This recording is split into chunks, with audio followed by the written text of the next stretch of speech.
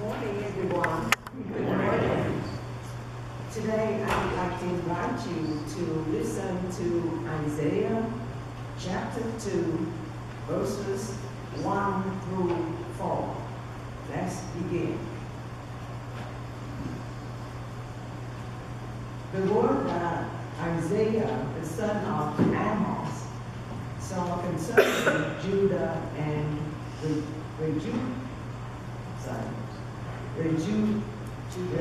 Jerusalem. Okay, got it.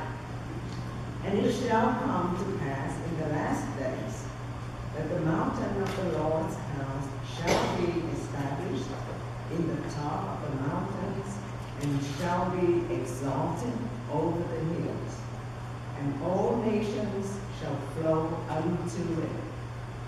And many people shall go and say, Come ye, and let us go up to the mountain of the Lord, to the house of the God of Jacob, and he will teach us of his ways, and we will walk in his paths. For out of Zion shall go forth the law, and the word of the law from Jerusalem. And he shall judge among the nations, and shall rebuke many people, and they shall beat their swords into plowshares, and their spears into pruning hooks. Nation shall not lift up swords against nation, neither shall they learn war anymore. These are the words of God. Okay, now first a word of logistics. If I'm listing slightly to starboard, that's because there are two of those microphone packs. This is the original one that should be working. So, if at any point the back row can't hear me anymore, you guys have got to wave frantically and I will shift, okay? Good, thanks. I think I've told you before that I am married to a coin collector, yes? And if you're married to a coin collector, you go to all kinds of interesting places. Even on vacation, you go to all kinds of interesting places.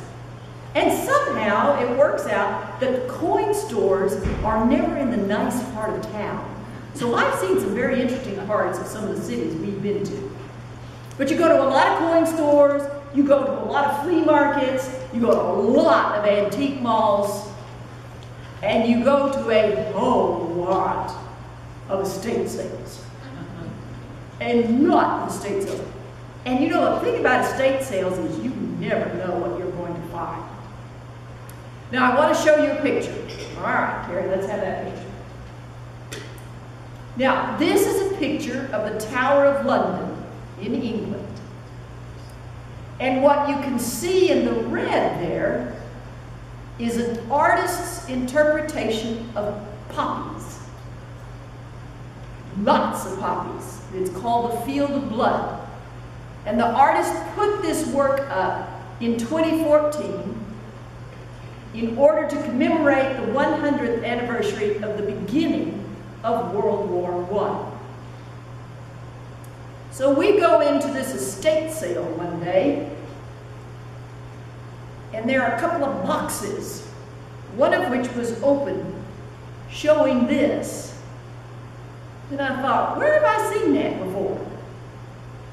And so I inspected a little bit closer, and it turns out that after the display was over, that they sold the poppies in order to raise funds for veterans work. And the people who were doing the estate sale had no idea what they had. And I got both of them. Gave one to my dad for his birthday, and so there's been a poppy from the Field of Blood at the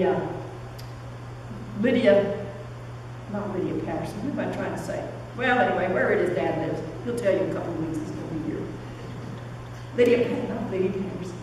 Yeah, well, anyway, there's been one in that garden, and there's been one in my garden since November the 1st. Poppies became the way that the Europeans, particularly the British then, commemorated the end of World War I. And the poppies that you see at the Tower of London number 888,000 plus, in memory of all of the British and colonial soldiers who lost their lives in World War I. I'm loaning us mine today in memory of the 116,000 American soldiers who died in World War I.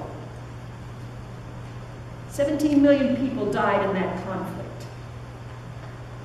And today is the 100th anniversary of the signing of the peace treaty that stopped the fighting. Now, you don't get much on American television, but if you watch the BBC, yesterday they showed this amazing ceremony where the Chancellor of Germany and the President of France stood together at the very place where that peace treaty was signed and laid a wreath.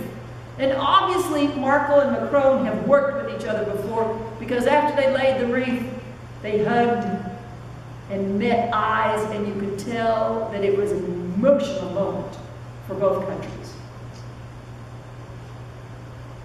Now, I say this is the 100th anniversary of the signing of the peace treaty. There are historians now who say, no, that's not exactly what happened.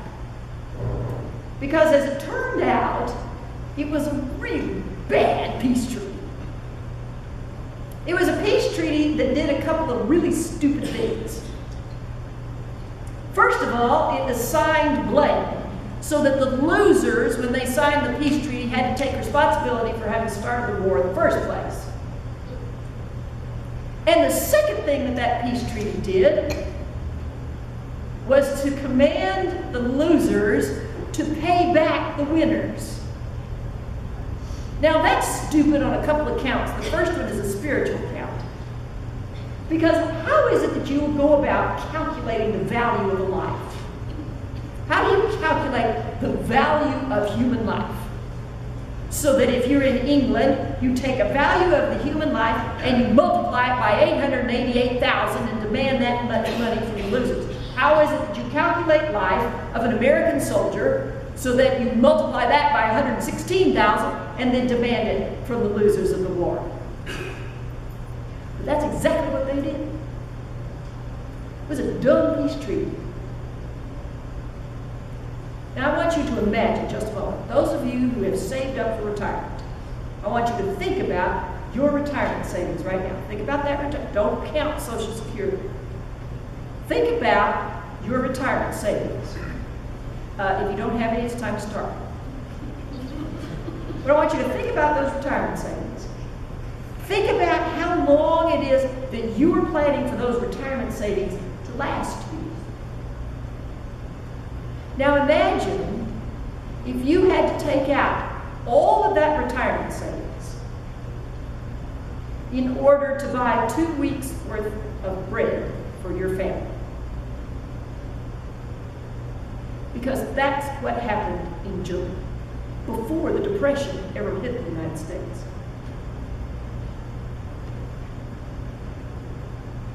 And hungry people are dangerous.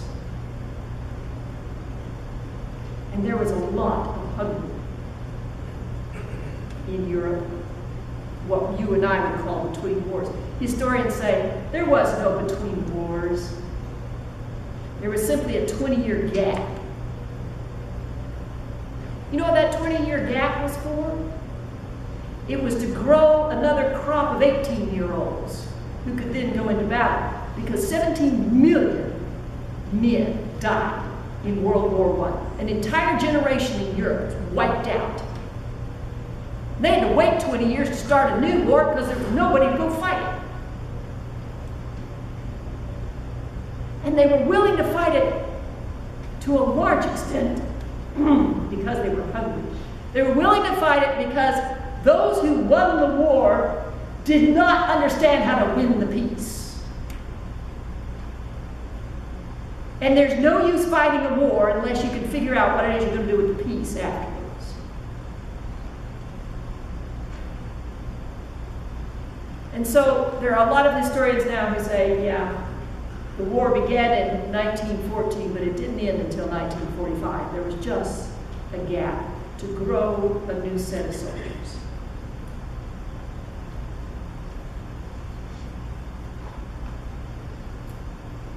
It's too bad. It's too bad that the winners of World War I did not listen to Isaiah, because Isaiah caught this. He'd figured this out. He has this vision of what the peace of God is going to be like. He says when the peace of God comes, people are going to come because they're going to want to know the Lord. They're going to want to receive instruction from the Lord. They're going to want to walk in the Lord's path. And when they begin doing that, then they're going to take their swords and beat them into plowshares. Now, I don't know about you, I'm a city girl, and plowshares doesn't mean much to me, but a plowshare is something that you use to turn the ground in order to plant the crop. So you're going to use the instrument of war and beat it into something so that you can plant in order to feed people. Isaiah said they're going to use their spears and beat them into pruning hooks, because once the crop grows, you've got to bring it in. You've got to bring in the harvest in order to share it into people's tables. Isaiah could have told those peace treaty writers, it will do no good to starve anybody into submission. That's not going to work. The thing that's got to happen is we have got to take the tools of war and we've got to apply them, at least for starters, for food. Because hungry people are dangerous.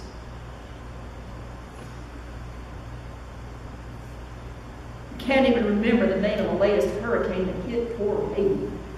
But it's about 2 years ago, I think. And Haiti hadn't even recovered from their major earthquake. And so here came this hurricane, and it devastated Haiti. And it was interesting because one of the American aircraft carriers was stationed along the coast, and the government appropriated it and loaded it up with tractors. You know, there was a picture of all these John Deere tractors, all these Caterpillar machines, lined up on the deck of this aircraft carrier. And they loaded it up with seed, and the whole thing steamed to Haiti to unload. And there was Isaiah's vision coming to pass. There was a sword, an instrument of war, now being used to get ready to feed people.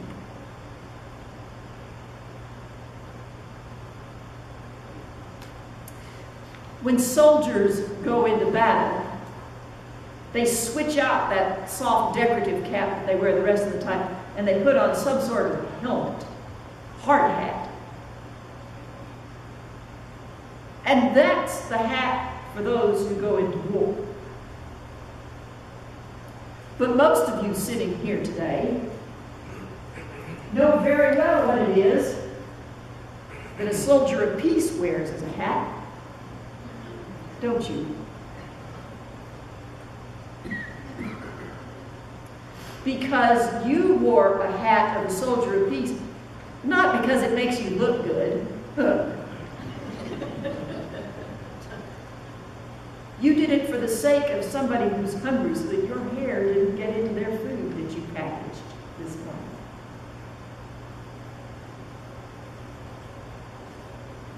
It's time to take the weapons of war and turn them into the weapons of food. It's time to say, thank you. I'm all for supporting the VA and all of our veterans. I am grateful to them for their service, but one of them, as they left last week, said, you know, the people who pray hardest for peace are those who have served in the military. And it's time to answer our military's prayers. To give them a chance to swap hats. To move from the hats that'll protect them, maybe, from at least some of the bullets, to a hat that'll keep their hair out as they feed people.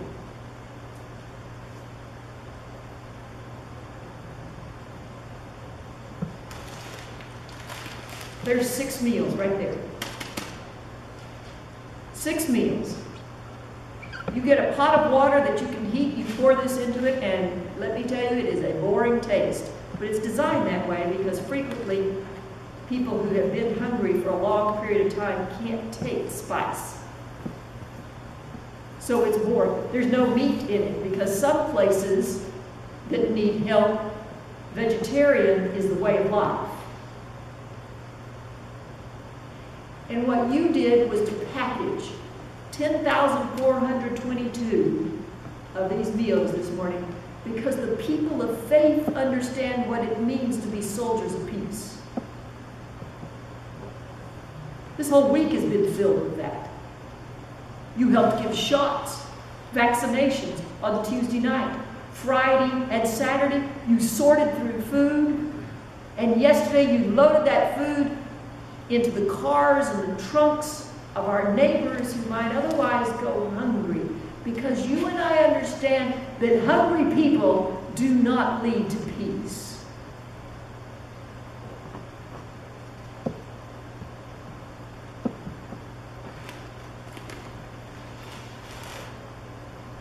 Isaiah knew it 3,000 years ago, and you and I understand it.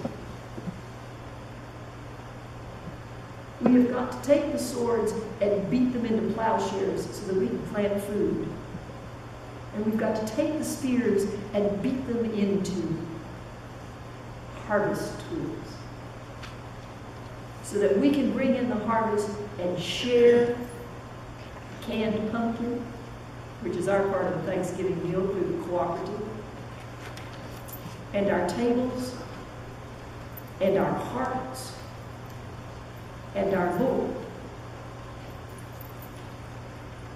Thank you very much for those of you who were willing to don these wonderful helmets of peace. This is the 100th anniversary of the end of one war. It was supposed to be the war to end all wars, and it wasn't.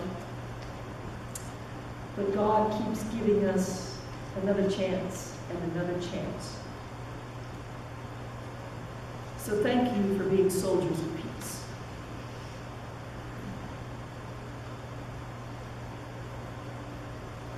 In the name of the Father, and of the Son, and of the Holy Spirit.